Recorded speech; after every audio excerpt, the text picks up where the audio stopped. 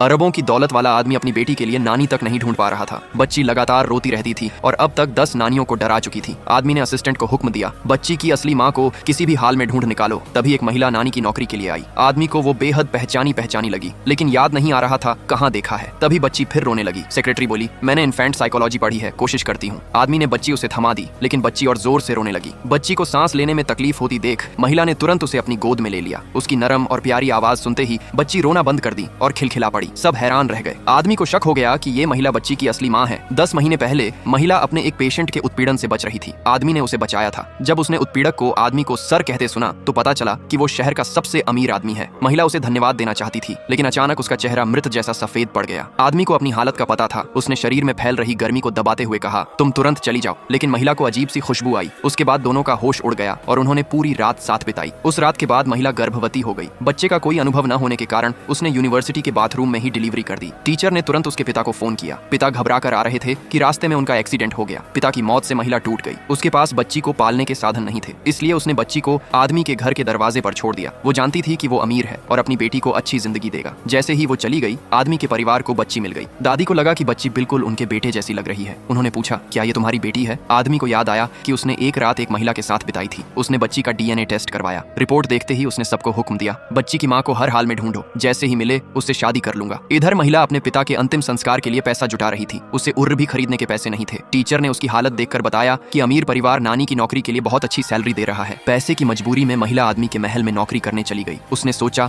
कि अगर वो चुपचाप काम करेगी तो वो उसे कभी पहचान नहीं पाएगा। आदमी ने उसे नौकरी दे दी और असिस्टेंट को उसकी पूरी पृष्ठभूमि जांचने को कहा। आधे दिन में असिस्टेंट ने कंफर्म कर दिया कि ये महिला बच्ची की असली माँ है। आदमी खुशी से उछल पड़ा और तुरंत घर जाने को तैयार हुआ, लेकिन उससे पहले दादी घर पहुंच गई। महिला घबरा गई। उसे पता था कि दादी बहुत सख्त है। जब उसे लगा कि दादी उसे परेशान करेंगी, तभी दादी ने अपनी सारी सोने की जेवरात निकालकर उसे दे दिए और बोली, तुम मेरी पोती बहू हो। आगे की कहानी देखने के लिए कमेंट में लाल दिल भेजो।